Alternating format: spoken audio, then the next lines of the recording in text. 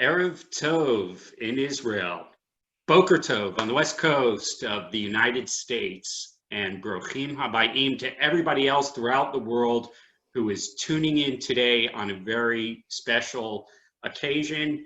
My name's Wayne Firestone. I'm in the Washington, D.C. area on the east coast of the United States, and we didn't exactly know how one is supposed to celebrate a 160-year-old birthday during a period of a quarantine and global pandemic. But I think we did so in a way that's going to make Theodor Herzl very proud.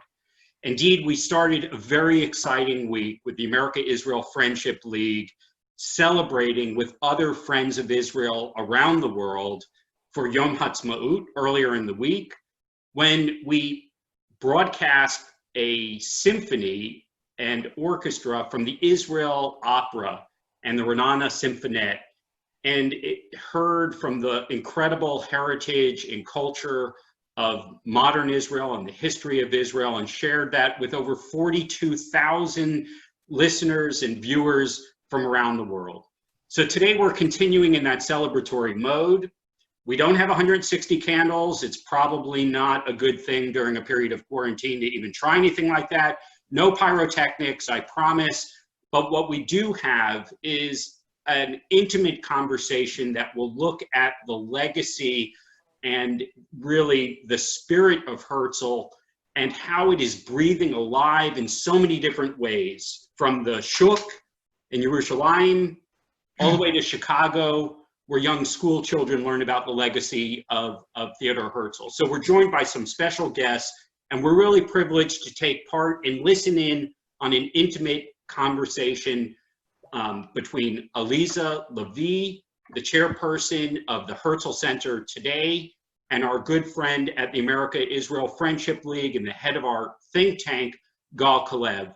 So Gal, I'm going to turn over to you. We want people, as they're listening in, whether you're on Facebook or on Zoom, send us a note, tell us where you're calling from. We'd love to think of this as a global birthday celebration. We know we have people on prior webinars that have called from all over the world. So send us a note. If you're on Facebook, you can also indicate live that you're going to host a watch party, which means that any of your other friends that are watching now as well can participate in real time. So Gal, I'll turn over to you and to open up the conversation with Aliza. Thanks, Wayne, and welcome everybody. It's great to celebrate Herzl Day in such a way. I mean, in previous years, we went to a local bar in Jerusalem and did a cheers, raised a toast. But now we're doing it with people around the world. So sometimes bad conditions make things more interesting. And Herzl, Aliza and I will speak. We'll have greeters from all kinds of people. Herzl really changed Judaism, changed the course of Judaism. He was an outsider. He wasn't a rabbi. He wasn't a Jewish leader. He wasn't part of an organization. He wasn't a professor. But he had the clarity of vision to understand that the primary problem of the Jewish people had not been the persecution as much as bad as they were, but it was the lack of united political leadership. And he have done that by creating the Zionist organizations. So Aliza, I look forward to chatting about all of this with you. I know you've been very busy today because today is Herzl's birthday, it's Herzl Day, and you at the Herzl Center had a lot of events and activities going on. So maybe you can share with us some of your observations and thoughts on this special day. Mm-hmm. Thank you, Gal. Shalom from Mount Herzl in Jerusalem. Thank you. I want to start by saying how excited I am to celebrate Herzl's birthday with you. And I want to thank Gal, Wayne, Jonathan, and Ruby for connecting me with the American Israel Friendship League. I'm sure that this connection will continue to grow and become stronger and stronger. Actually, my first connection with AIFL started many years ago when I was the General Director of the Public Council of Youth Exchange. I especially remember the young ambassadors delegation, high school students, visiting American high school with the mission of explaining about Israel and bringing our homeland closer to their hearts. This is still a very successful program. So I'm so happy to share with you the success of Herzl's Day that due to COVID-19 this year took place over the Zoom platform, just like us here. In time of the coronavirus, we celebrate this birthday from our living rooms. Mount Herzl is closed for visitors, hence we had to change the usual celebrations. Every year during Herzl's Day, hundreds of high school students, university students, soldiers, volunteers, and others visit the Herzl Center here at Mount Herzl for a full day of activities, learning about his character, action, thinking, and leadership. But this year, we were able to bring Herzl's celebrations to everyone's home. Gladly, Zionism, Herzl, the Israeli society, the Jewish people are all topics of interest for Gen Z. Now we are here together and the long day full of discussions around Herzl. It was amazing. Hundreds of people from all over Israel, a very diverse audience from young adults to professionals to soldiers and pre-army seminars joined the webinars and participated in the discussions. This is what the Herzl Center does, educates about him and his vision.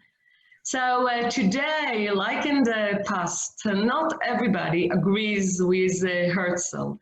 The society today, as in his time, is very diverse and scattered. Our educational agenda is to reclaim Zionism. I encourage each and every one of you to reread Herzl's writings. It is relevant now as it was then. Herzl is not simply a great leader we'll learn about in history class, but Herzl left us an educational toolbox that we together can and should use. He talks about an exemplary society. It takes time. We are still getting there. And his words, I once called Zionism an everlasting ideal. So even those who learn about him in history class aren't exposed to the scope of his deep thinking. Herzl is at the least of distant, important historical figure as the Jewish state visionary. The consequences are important. Herzl is an artist of the written word. He has left us many, believe me, many writing books, diaries, plays, a lot of things just to come back and read them. And we can find a lot of answers to our problems now. And we can find, as I said, answers for contemporary questions in his writing. Let's reread Herzl. Gal? I think I'm now really very honored to share the greeting of the President of Israel, the President Reuven, that has recorded this video especially for today, for Herzl's birthday. יקיריי ויקירותיי, אוהבי הציונות ומדינת ישראל, both in Israel and around the world. Yom Herzl Sameach. Happy Herzl Day. בנימין זאב הרצל, חוזה המדינה, היה אמיץ דיו. היה אמיץ דיו כדי להעז ולחלום חלום בלתי אפשרי. להרצל היו התעוזה, העקשנות, החוצפה והאומץ לחלום בגדול. אבל בשביל הרצל, כפי שהוכיחה ההיסטוריה, חלומות ואגדות הם החומרים שמהם יש לייצר את המציאות. כן, אנחנו אומה עתיקה, אבל גם חדשנית, שחגגה רק לפני כמה ימים 72 שנות עצמאות כנגד כל הסיכויים.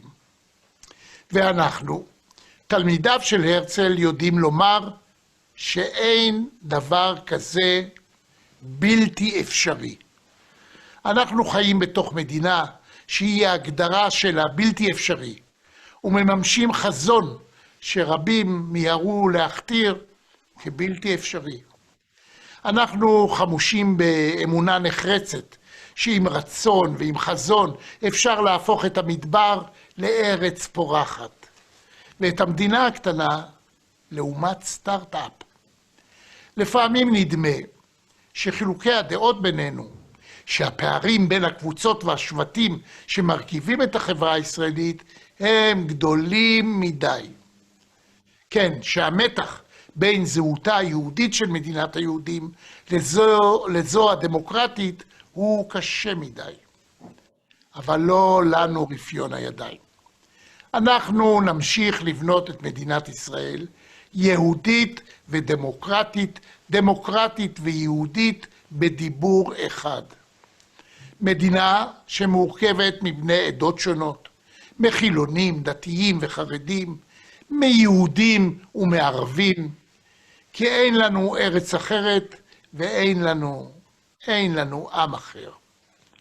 אני מאחל לכולנו שנצא מחוזקים ממשבר הקורונה, בריאים יותר, איתנים יותר, ושנדע ימים ברוכים של עשייה, בריאות ושגשוג. אז יהיו ברוכים. Thank you, Mr. President.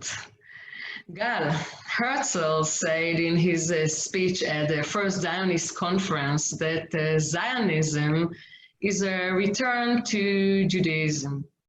Could you elaborate about the origin of Herzl Zionism and role of Jewish religion for Herzl? Yeah, absolutely. Zionism for Herzl was a Jewish ideal. Sometimes there's tendency to separate the two, to separate the Jewish national aspect from the Jewish religious aspect. Herzl, right from the beginning, wrote that he concluded that God had not kept us so long in those 18 centuries of diaspora in miserable condition, as President Rivlin says, against all odds. God would not have kept us that long as there not been a role for us in humanity. And that role can only be accomplished through a Jewish state. So right from the onset, Herzl viewed the Zionist enterprise that he's launching within the context of Judaism, certainly not a departure from Judaism. And when he launched the first Zionist Congress in 1897, he was very meticulous about every single little detail, including what people wear and what, it was a very well orchestrated show. And it was very important for him to start before any discussions, before any words are saying, to start the proceedings by thanking God for bringing us to this moment. So Herzl started the Congress through the eldest of the delegates there by blessing the Jewish prayer of Shechianu, which is thanking God for bringing us to this moment. And that is how Zionism began by thanking God. And it is prevalent throughout Herzl's thinking. So Herzl was not a religious man in the way that he wasn't wearing a kippah and keeping the mitzvot and going to pray in synagogue. But he certainly was a person of faith, and Zionism was part of it. I mean, the president just said, that Herzl it was a dream, that Herzl dreamt an impossible dream, And indeed, it was a Jewish dream. It's interesting because the impossibility of the dream, on the one hand, it was very difficult for Jews to just one day and come back to their land. They've been exiled for 18 centuries, persecuted, murdered at different times, not allowed to live in certain places, not allowing to have certain jobs, deported, and all that kind of stuff. But Herzl said that, as I mentioned earlier, the worst thing was not the persecution, was the lack of political leadership. Because at many different times, the gates to Zion was relatively open to one degree or another. There were individuals that came, there were groups that came, and there was, generally speaking, on and off, global support for that ancient idea, including amongst the Muslims and the Arabs. But there was no united political leadership. And that is what Herzl created, and it done so in a very Jewish way. And that's why, as you said, when he got on the stage and said that Zionism is the return to Judaism, even before it is the return to the Jewish land, that basically captures the notion that Zionism is basically a conduit for Jews to go back to their Judaism. And I think that is true today, that Zionism in Israel is increasingly becoming not just an anchor of Judaism, but a conduit in a way for Jews to reconnect with their Judaism. And I'm sure we're going to talk about this earlier. So Herzl viewed Zionism as an organic Jewish ideal, not only as a reaction to the anti-Semitism that was raging through Europe at his time, but there's no doubt that there was a lot of that. He called it a propelling force, basically an impetus that will draw people into Zionism. And there's no doubt that as is thinking about, so is the intensity of anti-Semitism in Europe. And I know, Aliza, that you have studied this and have a lot of thoughts about the anti-Semitic backgrounds during Herzl's time. So maybe you can share with us some of your thoughts about the anti-Semitic origins of Zionism, if you will. Actually, Gal, Herzl first met anti-Semitism during his university studies. He is a talented and very, very successful student that was not allowed in the Students' Guild for the only reason of him being a Jew. Herzl graduated from law school, but his life as a Jew, trying to gain respect from his surrounding, is becoming difficult. And let's come back to Vienna. 100 years ago, more than 100 years ago, there were voices talking about the Jewish problem, and voices opposing the emancipation given to the Jews. Herzl is very, very brave and sincere when he very early realized that education and success are not the key for equality. In October 1891, the Neue Freie Presse, the most important newspaper in Austria, sends Herzl as a reporter to Paris to check from up close the Jew hatred that reached its peak during the Dreyfus trial. Dreyfus was a Jewish officer that was accused betrayal simply because he was a Jew. Herzl is shocked. Paris, the birthplace of the French Revolution? This moved Herzl to look for a political solution. Actually, he saw in the Jewish problem as a national questions that needed a political solution with agreement of the nations surrounding him.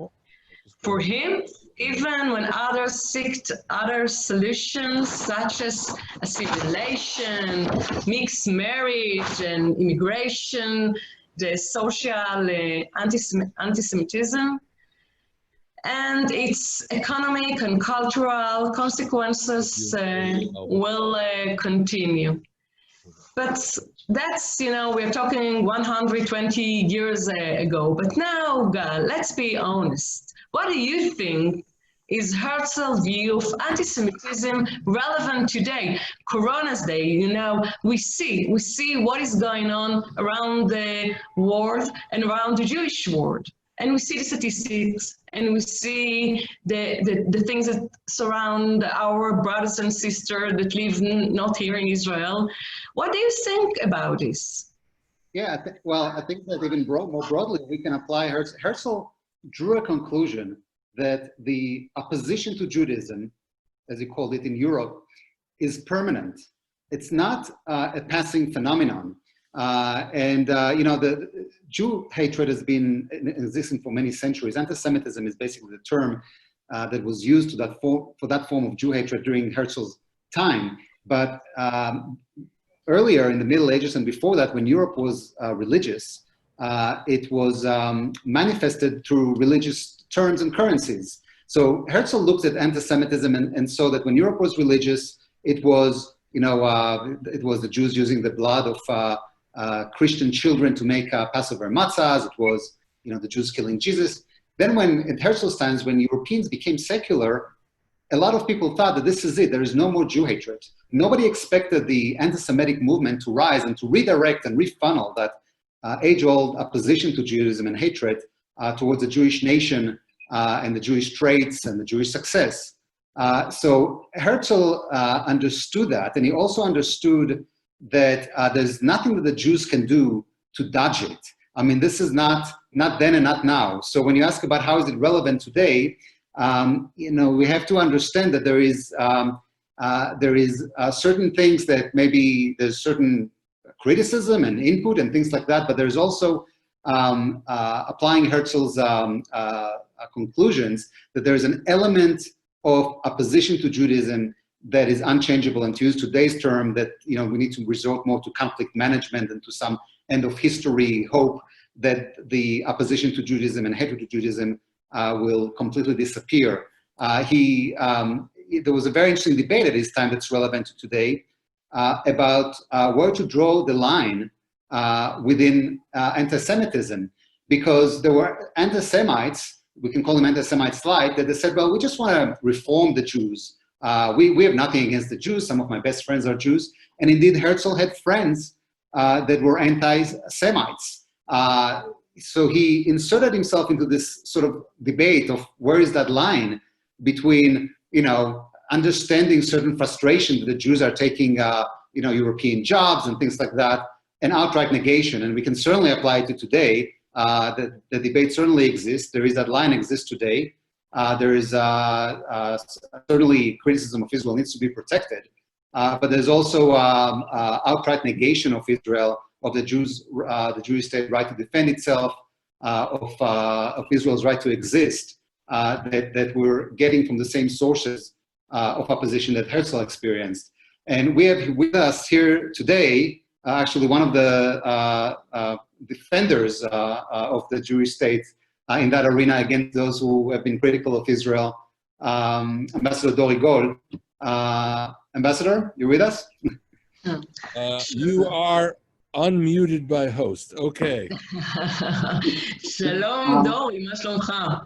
בסדר, טוב לראות אותך. So, just by way of introduction, for those who don't know, Ambassador Dore Gold is the president of the Jerusalem Center for Public Affairs. He has been the Israeli ambassador to the UN. He's been the Director General of the Foreign Ministry. He's been an advisor to Prime Minister Netanyahu. And it's been known that he's also advising now on the efforts to bring peace to the Middle East. So happy Herzl Day, Ambassador Gold. And we'd love to hear some of your thoughts on this special day. Well, we're supposed to be very brief, so I will be brief. Herzl actually came up in my work. As you might remember, in 2016, Prime Minister Netanyahu intensified our diplomatic efforts in Africa. And I joined him, and then I had to follow through in executing them. Mhm. And one of the extraordinary pieces of information that I didn't know, that I found out about, was that Herzl envisioned that the Jewish state would become far more involved in Africa in the future. Mhm. And in fact, he said, after I liberate the Jewish people, my job and our job will be to bring liberty to Africa. And, it's a very short segment of his writings. But at one point, I had to meet with the foreign minister of South Africa, and I heard she was a hard nut to crack. She didn't particularly like us, but I thought, you know what? I'll use this in conversation. And I did. And, it didn't suddenly bring about a warming of relations, but it brought about a certain opening up. And it's interesting that it was Theodor Herzl who envisioned the rapprochement between Africa and the Jewish people. Yeah, if I Something can to add keep to that, in mind, yeah. and something we should do. Yeah, and if I can add to that, when Herzl begins his diaries, on the first page, he mentions Africa. He makes a reference to a novel that takes place in Africa and draws inspiration from that. And Aliza, you mentioned Corona. Herzl in November of 1895, basically 4 months into his Zionist journey, is out with bronchitis. He's at home. He's not feeling too well, but then he gets inspired by a visit from a friend of him, a sculptor by the name of Dore, and they discuss no other but the trade that will occur between the Jewish state and Africa. So Africa, I agree, is a theme in Herzl's vision and in his legacy. Wonderful. So thank you very much. Thank you very much, Ambassador, and thanks for joining us. My pleasure. Thank you for having me. And let's just continue. Yeah, thank you, Dore. Thank you very much, Dore. I would like to point out that we have many more greetings from Rabbi Wolp, from the journalist Melanie Phillips, from the president of IZM, from Rabbi Fez of Nefesh B'Nefesh, and more on the Herzl Center's website. You are also most welcome to visit our website at herzl.org.il for more information about who we are and use our educational materials. And on your next trip to Israel, you make sure to visit us. We are waiting here for you. And now it is my honor and pleasure to introduce one of the Herzl Center closer friend, David Matlow. Aside from his day job as a lawyer, he is known as the largest collector of Herzl's memorabilia. Thank you, David, for all your help and the exhibitions and your motivations and all the visits here. And thanks for the close friendship. Thank you for joining us live from Canada. David. My pleasure. Thank you, Aliza. And as you mentioned, I have a large collection. I have the world's largest collection of Herzl memorabilia. I have 5,000. I have 5,000 items, but let me show you just one. This is the iconic picture of Herzl on the balcony of the Three Kings Hotel in Basel, and it is signed here by Herzl. It's a postcard, and this postcard was actually dropped in the mail and sent to somebody. So you see that Herzl's passion was for sharing, but why? What was so important about Herzl in his day? And it's because Herzl gave us hope. He changed our world. He showed us the power of an idea. He believed that tomorrow can be better than today. He said that dreams can come true if we want them badly enough and are prepared to work to make them happen. Most important of all, he was right. That tomorrow can be better than today is a universal message, and it's also timeless. It was relevant in 1902, and it is equally relevant today. Herzl believed that a better future is possible, and in my view, there's no better way to celebrate Herzl's 160th birthday than for all of us to also believe that a better future is possible. So happy birthday, Herzl. Yom Huledet Sameach. Thank you. Thank you. Happy birthday. Thank you, David, in Canada. You know, Aliza, David's points, brings a point about David is in Canada. You and I are in Jerusalem. We have people, Tamara is in Chicago, and Wayne is in DC, and everybody's someplace. Our participants all over. Herzl had a lot of thoughts about, he didn't just view Zionism as an ability to go back to Israel. He viewed it also in the context of the relationship that will happen between the Jewish state and the diaspora Judaism. So maybe we can talk about that a little bit. Or maybe I can start and then you can react if you would. Yeah, I mean, actually, it's not about it, but as I said before, first of all, we have to reread and see what Herzl said about it. But if you ask my opinion, we shall continue. I mean, what do you mean, will be the connection between us? We are brothers and sisters, that's it.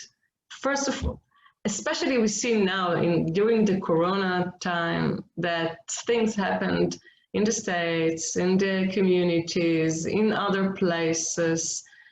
And we feel here that we really want to help. Unfortunately, we can't fly, we can't be together, but we can make a phone call, we can send our feelings, we can share experience, and more than that, I think during the Corona time, now it's our turn here in Israel to help our brothers and sisters. But, more than that, during my days in the parliament, and I was in the Israeli parliament 7 years, and I felt there as ambassador, as member of parliament for the Israeli citizens, and also for my brothers and sisters out of Israel. Because if we speak about a conversion, for example, or about agunot, or about women of the wall, I mean, same. So I found myself helping my brothers and sisters out of Israel that, they're not going for voting for me or my party, but this is my duty. This is my duty.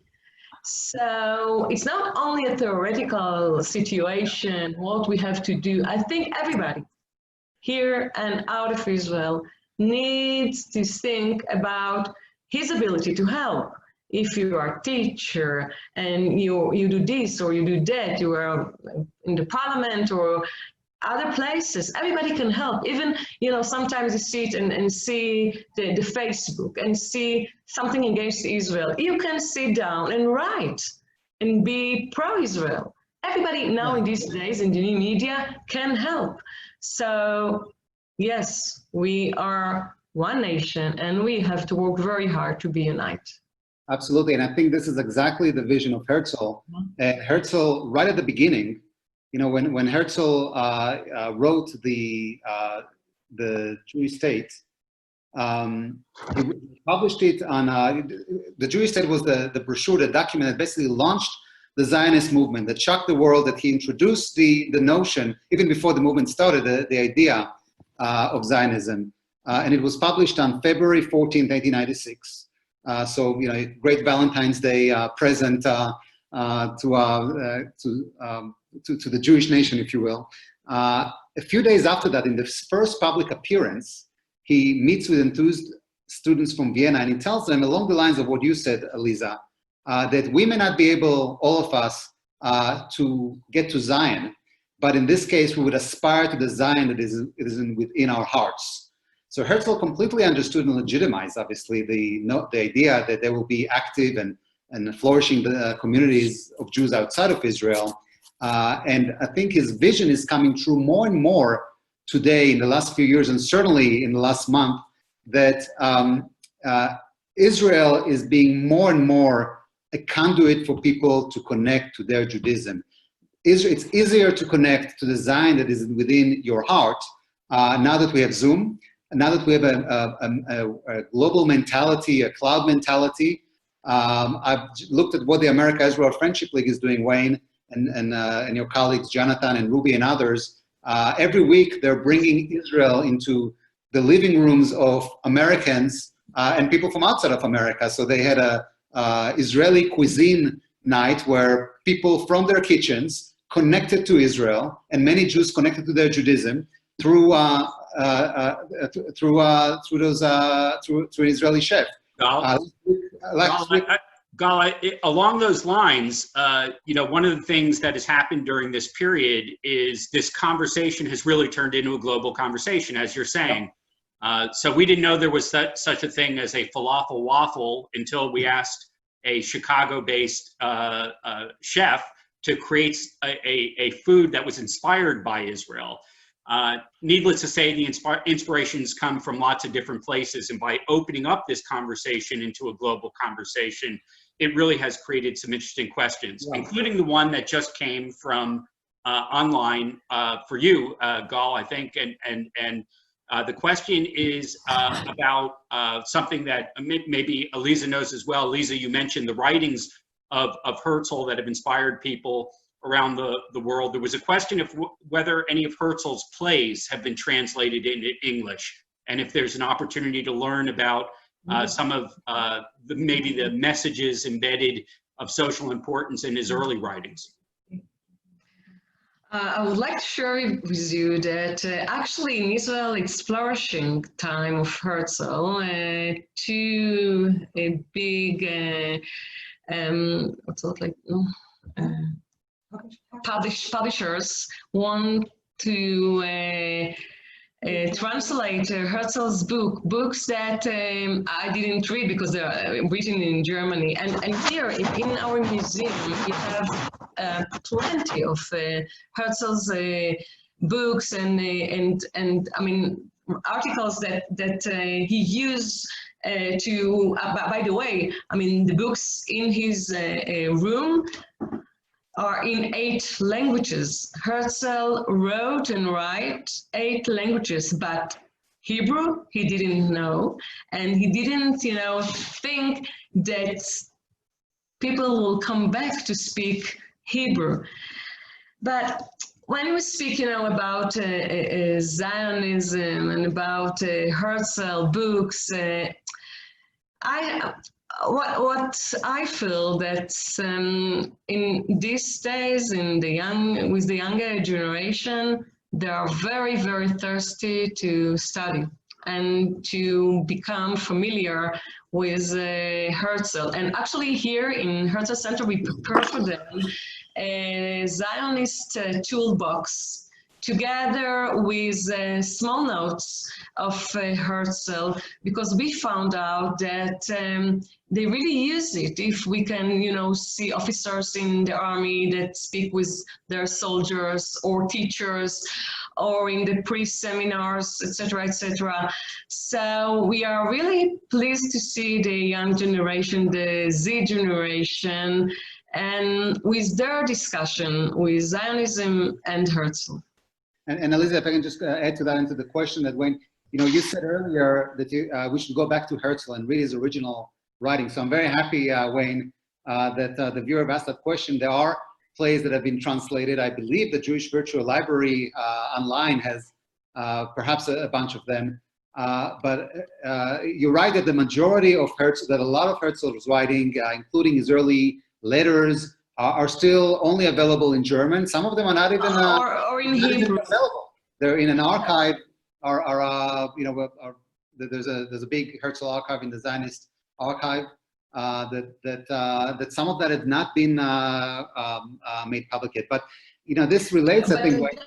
May just add that, I mean, you are welcome to help us. I'm really saying, I mean, you're more than welcome to help us to translate his writings. We can, do it together.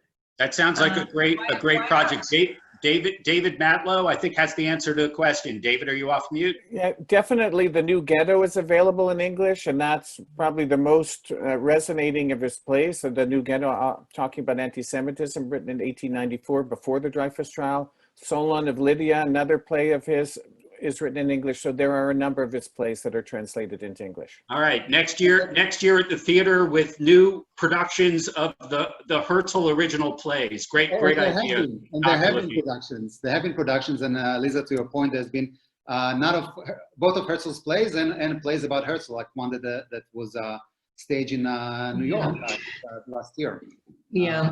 I would just add, Wayne, if I can, that Herzl, this is, apropos that Herzl only, his message is not only about, to Jewish audiences. He didn't just use Zionism and the Jewish state as an intra-Jewish affair. He looked at Zionism as a beacon to the world and talked a lot about the universal messages of Zionism, both in tactical and philosophical levels. So, for example, he introduces the concept of the seven-hour workday and workers' rights, which was revolutionary at that time in the late 19th century. In the Zionist Congress, women had the right to vote, and that was also revolutionary in Europe at that time. And he spends a lot of time, especially in his novel Old Neutland, discussing the relationship with minorities. I mean, we know our friends in Europe have been struggling over the last few years, but how to address the relationship that the Europeans have with the Muslim minority. Herzl has a lot of thought of that, about that. In his novel Old Neutland, one of the main character there, one of the leaders of the Jewish state is a Muslim. So this all gets back to going back to Herzl's reading Herzl and having Herzl as an inspiration, not just for Jews, but for everybody. And this is, I think, a very nice segue, Tamara, to what you do. And I'm really very honored to have the opportunity to introduce you, Tamara, because I've heard a lot about you and what you've done, and we never had a chance to meet until today. Tamara is the principal of the Herzl School of Excellence in Chicago. Yes. Welcome, Tamara. Yes, well, thank you so much for having me, and happy Herzl Day. We're so excited for this observance. We are a pre-K to 8 elementary school on the west side in the North Lawndale community here in Chicago, and we have been in existence since 1915. When the community was predominantly Jewish.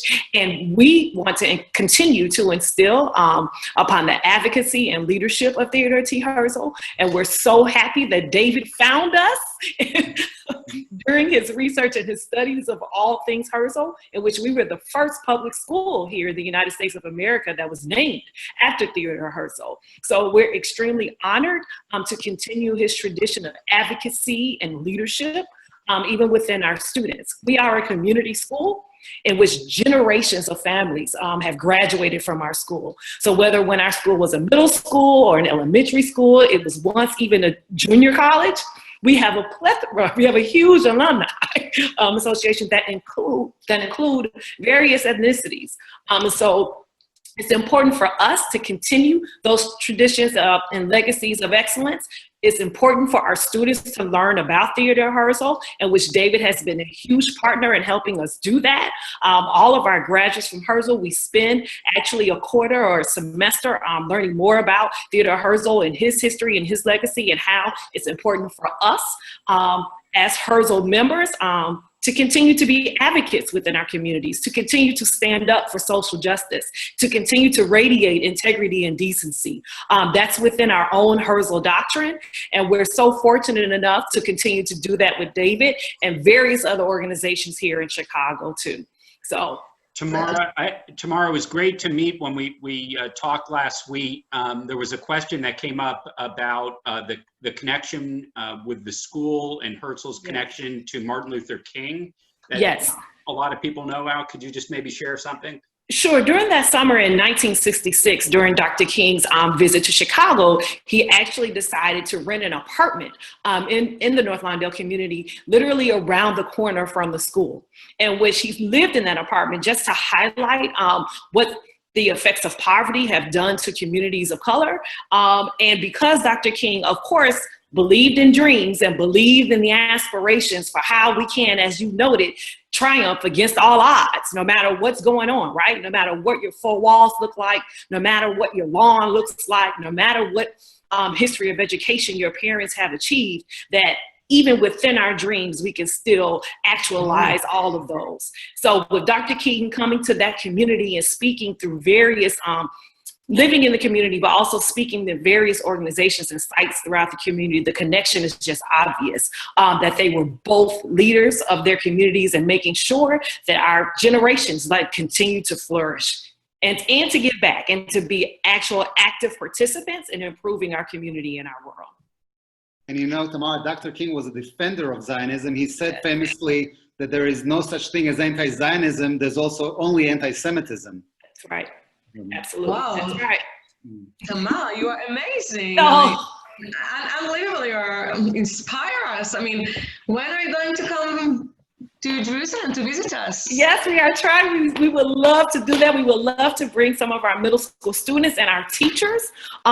This also instills pride within our team. And when our team, whenever we have new teachers, we have to learn about Theodor Herzl. We have to learn about the community. And so it also instills pride in our teachers, and that we're living even within his teachings that we're transferring on to our students and our families. Wow, so you're more than welcome to visit us, and we are really happy. Yeah. Thank you, Tamara. And I know some of your students are watching, so regards to everybody. Yes, and some of our teachers are here too, yes. Come and visit. And speaking of coming and visit, I know we cannot travel now because of the Corona situation. I know. But Aliza, hopefully soon. Maybe next week. And Aliza, I know you have some thoughts about Corona and Herzl and some of Herzl legacy. Actually, Gal, I think that when we spoke before about anti-Semitism, new anti-Semitism, old anti-Semitism, I would like to hear from you. We spent many years out of Israel, and you came back to Israel, and you write a lot. And I mean, let's be honest. What is going on when you see during the Corona time and anti-Semitism and the ramifications of it? And it's really bad situation. It's not only against Israel. It's against Jews. What is your opinion about this growing? Well, I think we have to separate, and I think I'm going to follow Herzl. As you said, go back to Herzl and follow his reading. And I think we really need to separate the anti-Semitism in its old form, in its hatred towards individual Jews, which is a threat to individual Jews, as we saw in Pittsburgh, as we saw elsewhere. But the biggest threat to Judaism as a whole is Israel bashing, is this form of opposition to not just Jews as an individual, but to the Jewish nation and to the Jewish state. And that's Herzl predicted that. And he said that we have to, basically through his writing, we can understand that while we need to fight it and oppose it, we should also be cognizant that it's not going away. I think the two differences since Herzl's time to today is when Herzl wrote in 1897, this is before the rise of the United States of America as a global power. So there's two disruptors to the age-old Jew hatred. One is the American Revolution, which abandoned old European dogmas behind, including what you were referring to, blaming Jews for the problems of Europe and the problems of people. Europeans blamed Jews for the Black Death. A lot of massacres of Jews occurred during that time. And we're seeing certain individuals, very small minority, of course, of people today doing the same with Corona. But we have to, I think, understand that that's not necessarily going away. We have the first disruptive to it, which was the American Revolution, that was just, as America was, 20 years after Herzl, after World War I, rose to become a global leader. And the second, of course, is the revolution that Herzl seeded, which is a Zionist revolution. So we don't, the engagement that we have today with those who's trying to negate Judaism, to those trying to oppose Judaism, to those who hate Judaism, is a very different than it was in Herzl's time, because we have the Jewish state, the state of Israel intact. and we have a great ally, the United States, who have departed from old European dogmas and rebelled against them. And I think it is important to think about all of that in this context. I would say, yeah. Okay. I would add that what I said earlier about the line that both now and then, you have to draw between what is legitimate criticism and what is not. Again, and I'll just emphasize that Herzl concluded that it's not, this is not about, okay, we'll freeze some settlements and then they won't be against us. That Herzl negated that approach because, as you mentioned, he saw in the Dreyfus affair patriotism, Jewish patriotism in Germany, in France, and the more the patriotic Jews were, the more the opposition was directed at them, such as through the Dreyfus affair, which was really a statewide conspiracy against the Jews that involved every branches of society, the military, the French government, elements of the press and society. So I think.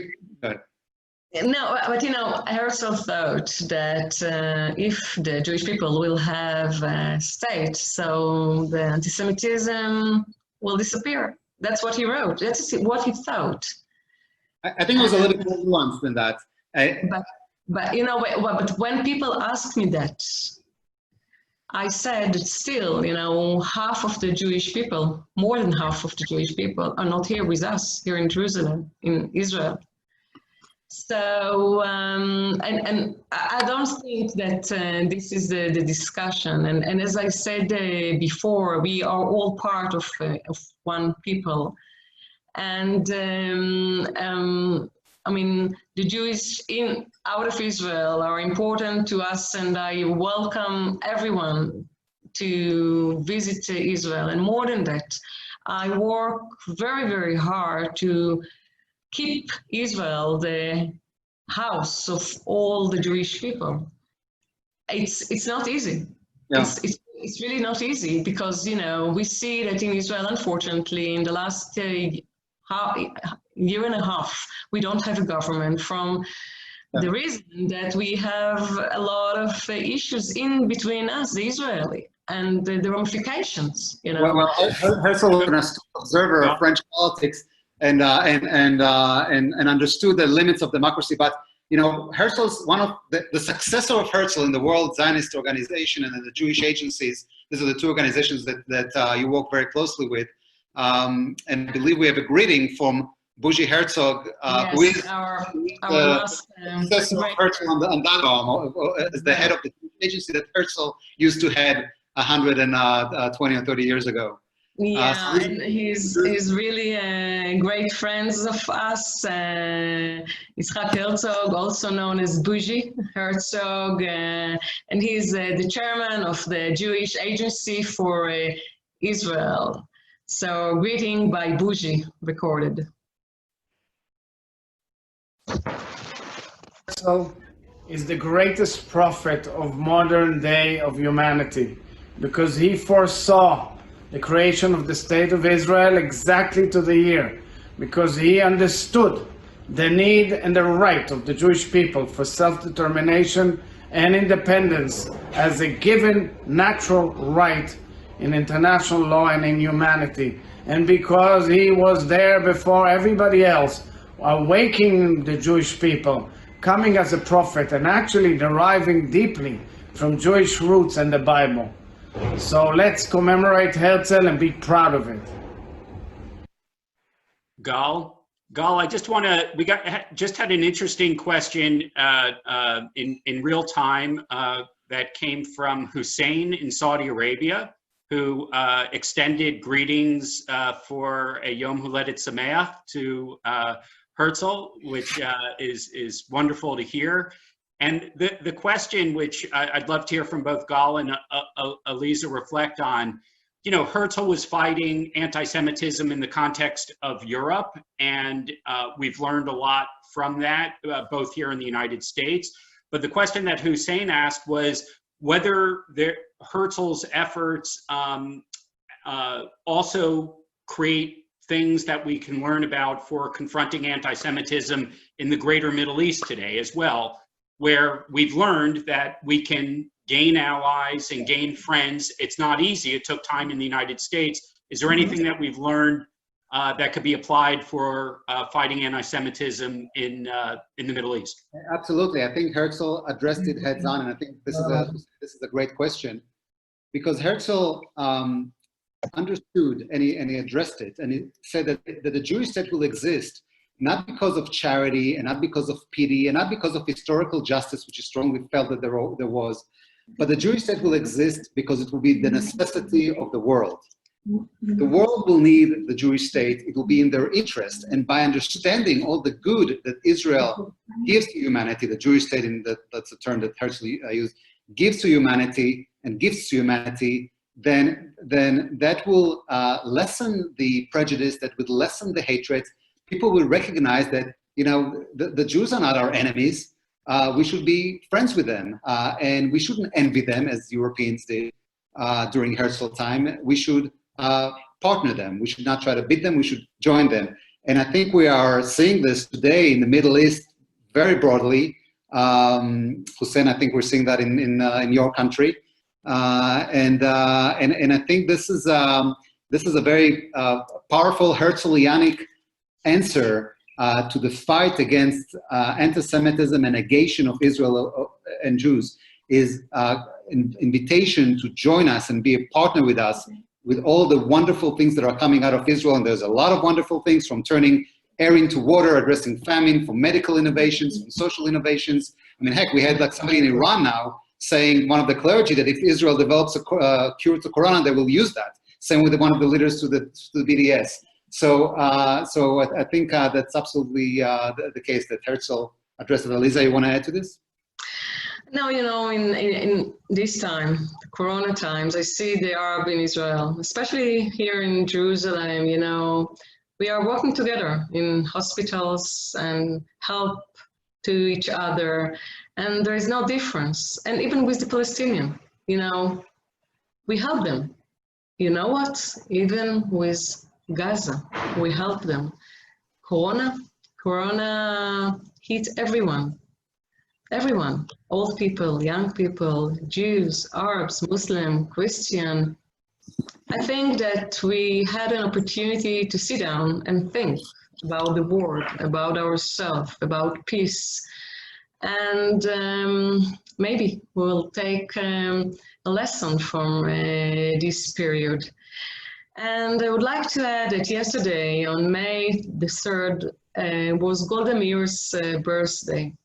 She, as an American Jew that was born in Milwaukee, very close to you, Tamara, who became a prime minister of Israel, continued in many ways Herzl's footsteps. And I would like to include her in the birthday greetings. And as you said, Gal, before, feminism and right to vote, Herzl gave it from the beginning. Think about the war that time, even democratic states. When you speak about Canada, you speak about the States and Britain and Zurich, Basel, Switzerland. I mean, no. And Herzl thought about equality and about the gender issues, you know, years before they become popular.